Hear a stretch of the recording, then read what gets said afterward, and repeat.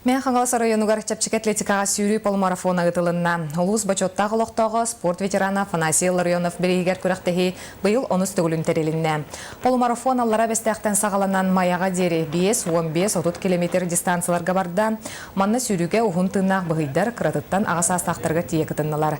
Спортсменлер сүйрі солын көріқтігіге бары түнен табығастаған білеті әттілер. Мен Хаңаластан, намтан, таттаттан, чұрапчыттан, жакускай кораттан, усалдантан барыта бейонтан тақса сүйрік бастың біремені көрді. Күрәқтігіне урожай спортивное общество тәренетті.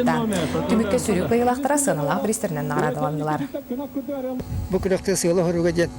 Матта күйінер бә күрәқтігілер балдыр. Олын ұттыд бейгі спортсменлер бұд.